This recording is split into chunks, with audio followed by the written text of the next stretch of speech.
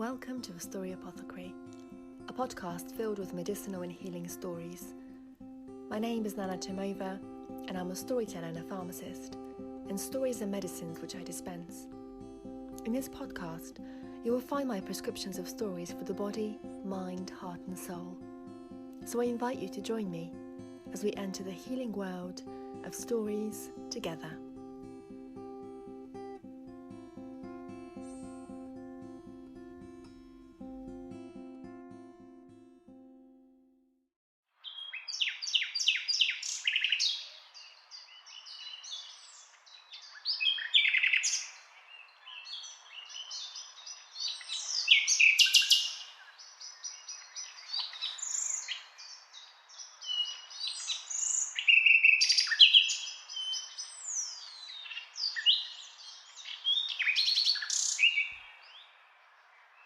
Hello, and a very warm welcome again to the Story Apothecary.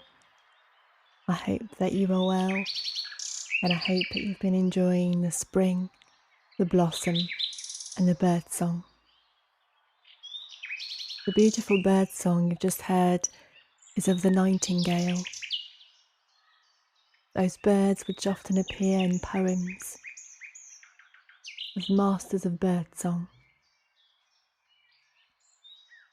Here in the UK, they can be seen from April till August, but only in very small parts of the country, down in the south coast or the southeast of England, where I live actually.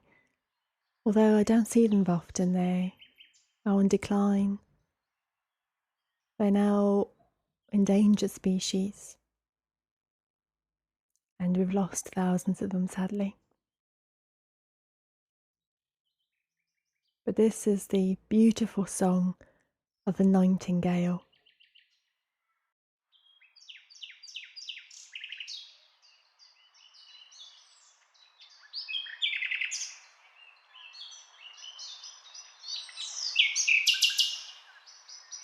If you live where there are nightingales, even if it's the south of England or another country, I hope you're able to recognise them and enjoy their beautiful song. I've been enjoying watching birds nesting in their nests, sitting on their eggs, waiting to hatch. I've been enjoying watching the blackthorn blossom, which smells so divine. There's a beautiful, huge tree, blackthorn tree, quite close to one of the walks where I take from my house. It is a big tree for a blackthorn. I've been walking past it and I just have to, every time, I just stand and marvel at its beauty. I've really missed the spring. Really been enjoying going out with the sun on my face, with the breeze in my hair, with a song, bird song in my ears. It's been wonderful. I'm also excited to let you know that I've booked some more story walks for groups, small groups to start off with, and as the regulations change, the group size will get slightly bigger. So you'll be able to book those through my website via Eventbrite, or follow the link in the show notes. Hope you can join me if you live locally to me. I'd love to see you. I also wanted to thank so much to those 60 or so people that attended my online Zoom event of Slavic stories for the spring equinox. It was beautiful stories, and I had such an amazing time telling them. One of the stories I had never told before, and all of the stories I translated myself, and it's been fantastic working with them for a number of months. And my next online event will be for the summer solstice, and it will be Tales of the Sun. I'll be putting the event up in the next few weeks, and who knows, maybe I'll be able to have a real life version also, face to face with people, we'll just have to see. But there will definitely be an online version anyway. And before I tell you my story, I also want to thank my existing Patreons for your support. Thank you so much. If you'd like to support this podcast, then you can go to my Patreon page and sign up for as little as £2 a month. Or to get the Baba Yaga's calendar every month, it's £5 a month. It will really mean a lot to me, and it will help me to keep this podcast going. And you can find the link in the show notes, or again, you can go through my website, nanatomova.com. So, the story for today. The story for today is a Russian story. It's called The Wise Little Girl. And it's about a wise little girl. I really like the story. One, because it honours the wisdom of women, who, with everything that's been going on around the world, I find it really important to bring and to honour the wisdom of women. And also the wisdom of children. And perhaps the wisdom of the child within us. Sometimes we forget about that child that we let go a long time ago. That playful state within us that we closed the door to because we had to be adults. And there is some sort of wisdom within that little person, within each one of us. Some may call that intuition. Whatever you call it. I hope that this story gives you some encouragement or a path, perhaps, to see it and honour him or her. And I'll just tell you the story of the wise little girl.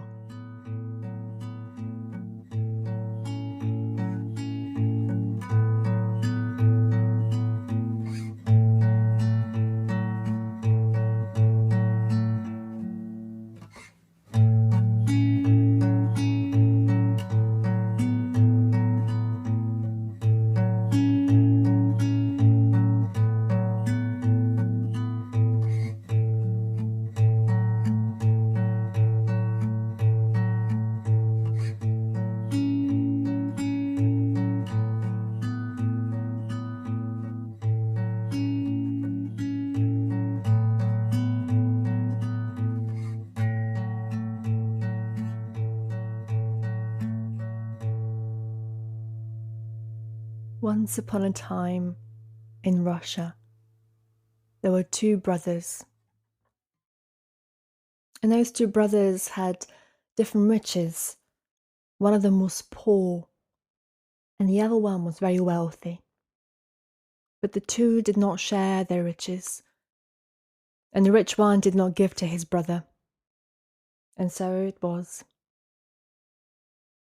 They were travelling together, going on a journey. And each of the brothers had a horse. The poor one had a mare, a female adult horse, and the rich one a gelding, a male horse, a mule. After travelling a long time, the two brothers were tired, and they stopped to spend the night. They tied each of their horses next to neighbouring trees.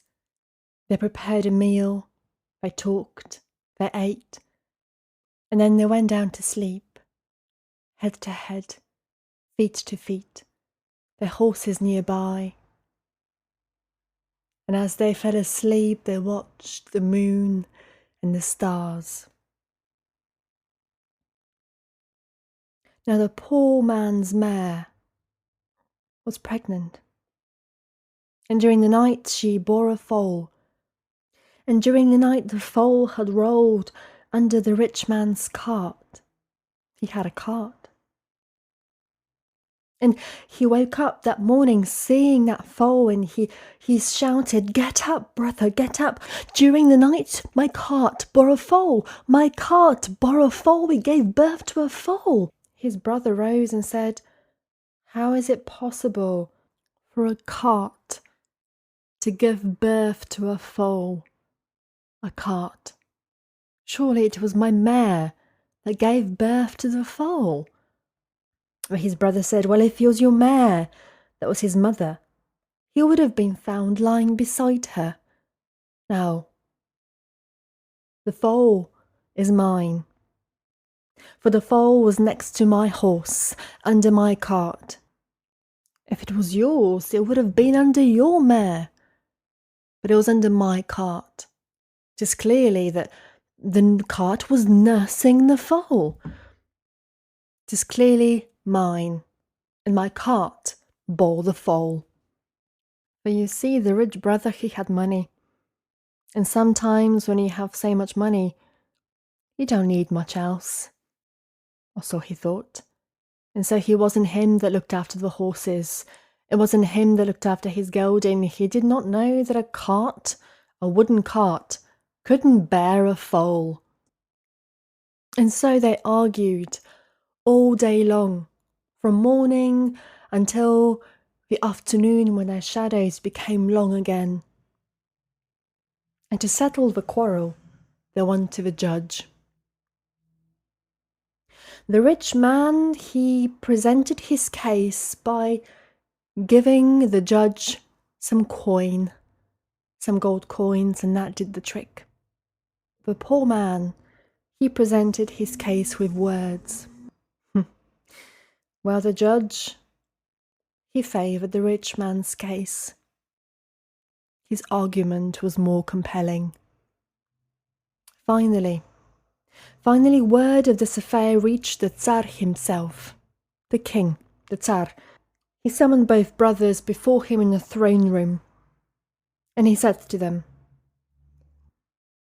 "I will determine who is true here, based on who can solve these riddles.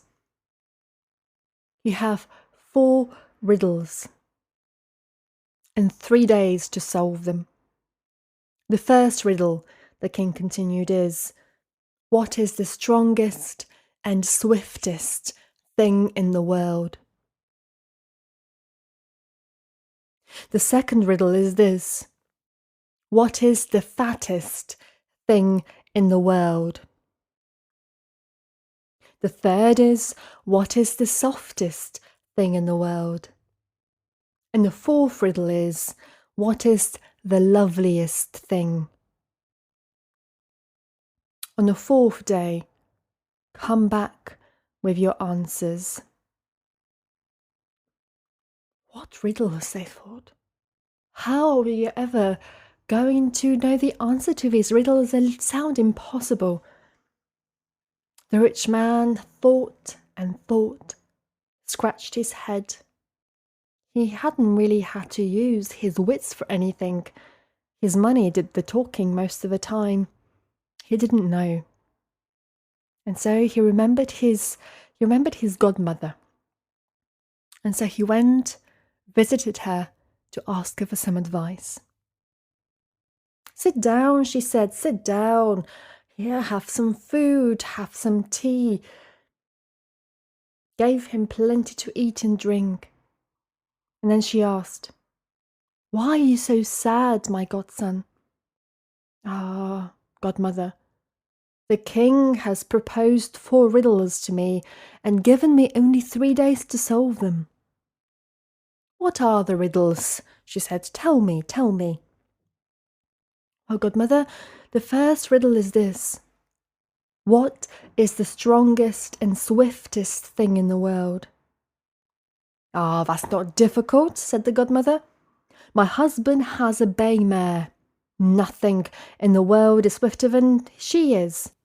If you lash her with a whip, she will overtake any hare. So it is a mare that is the strongest and swiftest thing in the world." "Thank you," he said. "Well, the second riddle is this. What is the fattest thing in the world?" "Ha!" said the godmother, "We have been feeding a spotted boar for the last 2 years. He has become so fat that he can barely stand on his legs. It is him. It is a boar that is the fattest thing in the world. Thank you, said the rich man. The third riddle is, what is the softest thing in the world? Well, that's well known, she said. It is eider down. The down of the eider duck. It is the softest thing there is in the whole world. There is nothing softer. Trust me. And the fourth riddle, he said, is this. What is the loveliest thing in the world? Ah, the loveliest thing in the world is my grandson Ivanushka. Oh, thank you, godmother, said the rich brother. You have advised me well. I will be grateful to you for the rest of my life. And he made his way back to the Tsar so that he would tell him the answers to the riddles. As for the poor brother, he shed bitter tears and he went home. You see, he lived with his daughter, his only daughter. She was but 7 summers old. It had just been the two of them since the day of her birth. Her mother had died in childbirth. And the little girl, who is not given a name in the story, but we shall give her a name so that she can be remembered. We shall call her Anushka. And so the poor man, he went home and was met by his 7-year-old daughter Anushka. And she said, "Why are you sighing and shedding tears, father?" "How can I help sighing and shedding tears, Anushka?" he said. "The Tsar himself has proposed 4 riddles to me, and I shall never be able to solve them."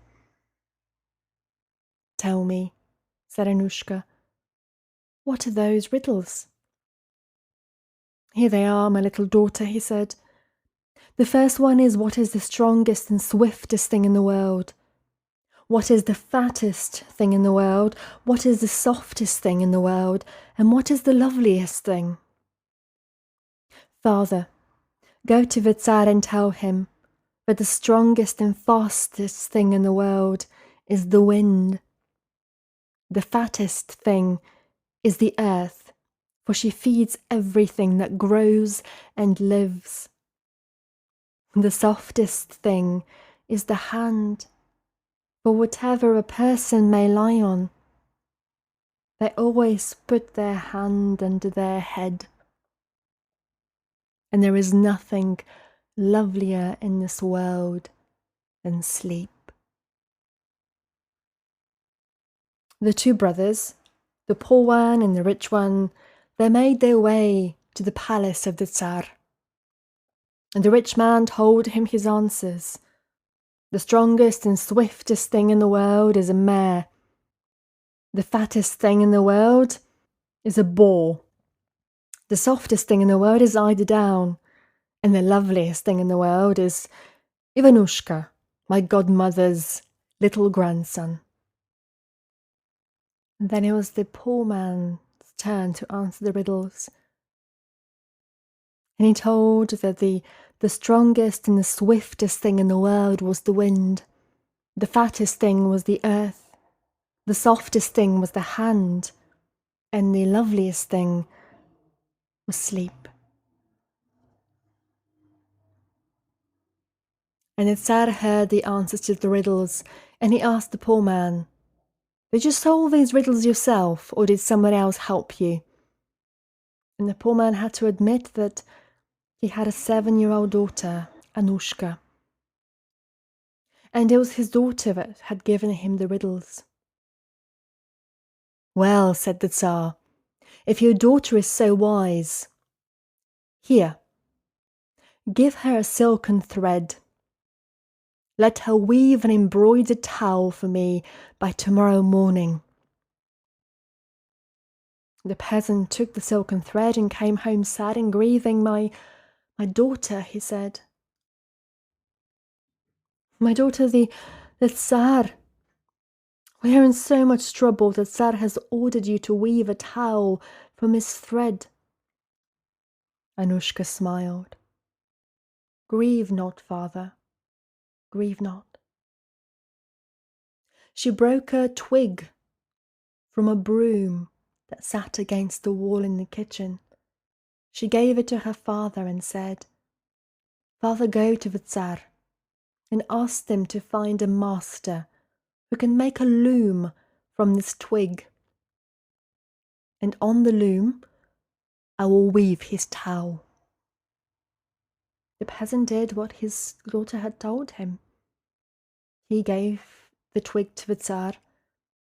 The Tsar listened to him and gave him 150 eggs. He said, give these eggs to your daughter.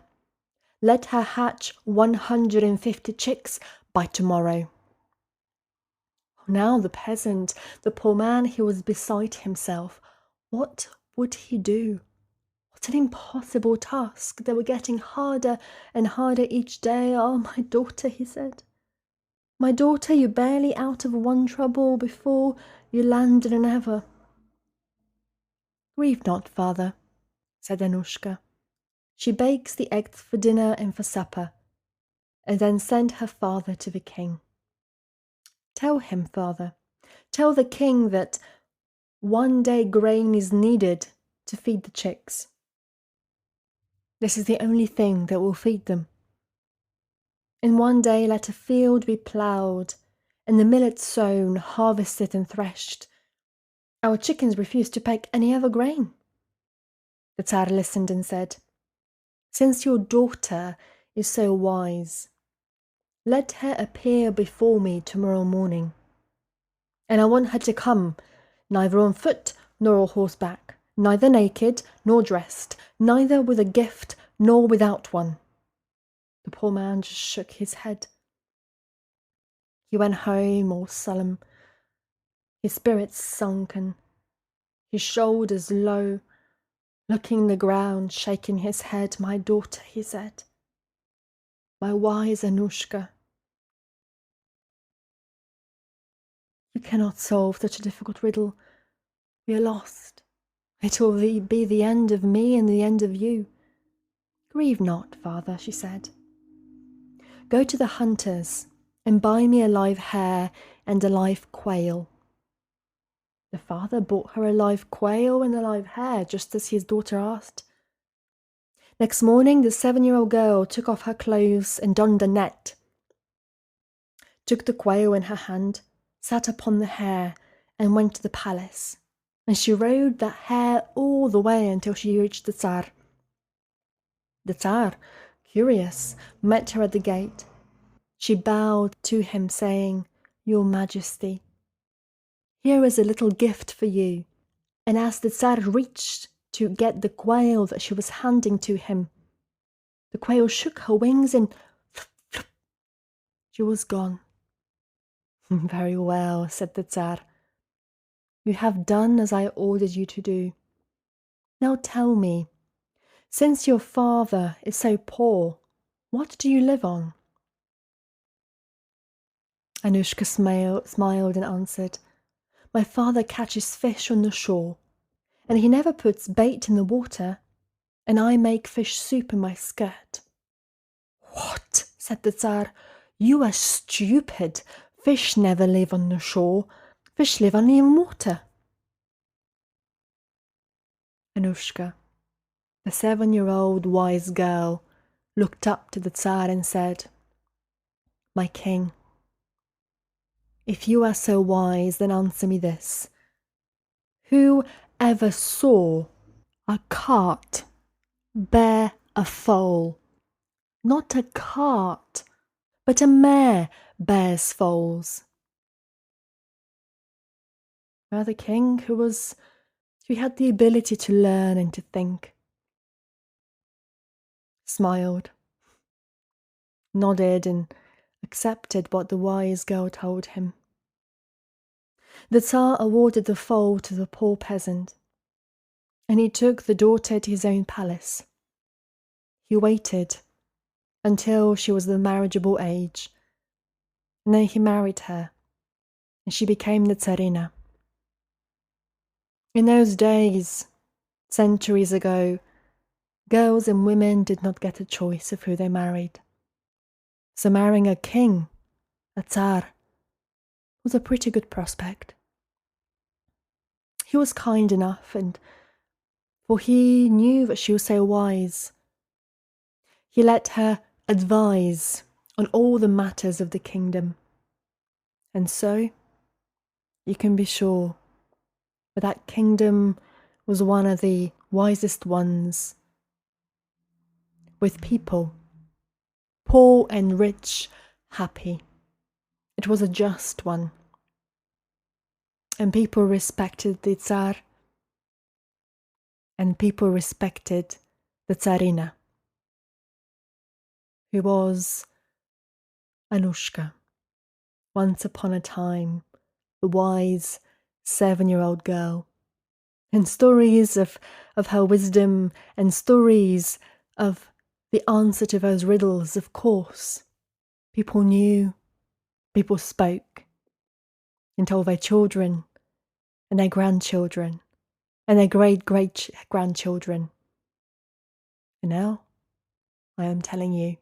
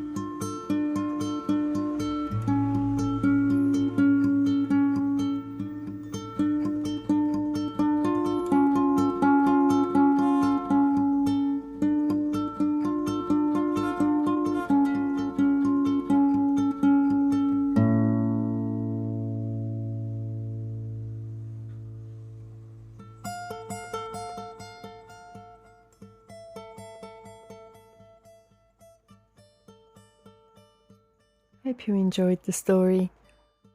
I keep coming back to it over and over again. I really like it. Came across it a few years ago, and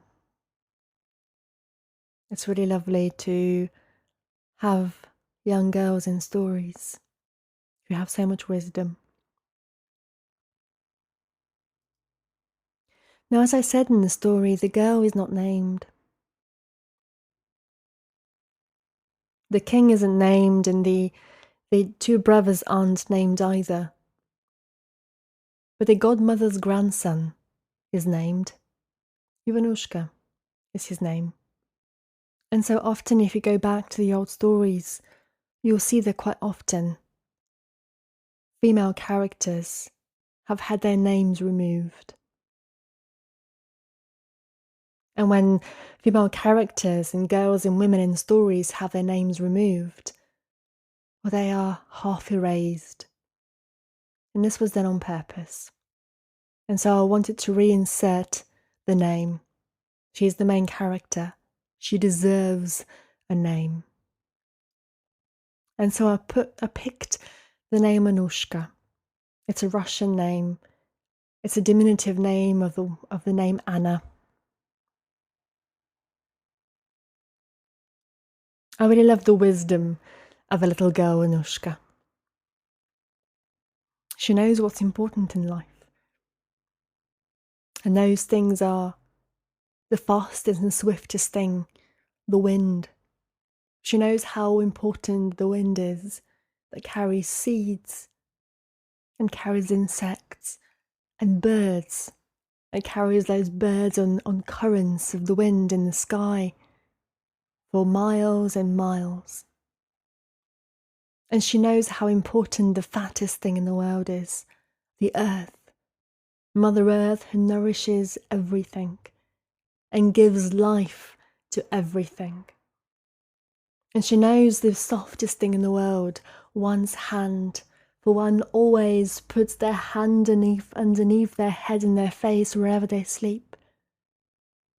And she knows the importance of the hand and the importance of having a soft hand. Not soft skin, but a soft hand. A kind hand. A non-violent hand. A loving hand. And she knows the loveliest thing. The thing that makes people lovely. That keeps them alive. That makes them beautiful. That keeps them wise. That keeps them well. That gives them energy. And that's sleep. In the age of 7, she knows all this and more. And she knows how to trick the king and how to present him with different riddles, solves his and gives more. And she reminds me of Vasilisa the Wise in Russian stories. I will tell you a Vasilisa story one day, there are many. She is known as Vasilisa the Brave or Vasilisa the Beautiful more often, but I like to call her Vasilisa the Wise. She's all three, of course.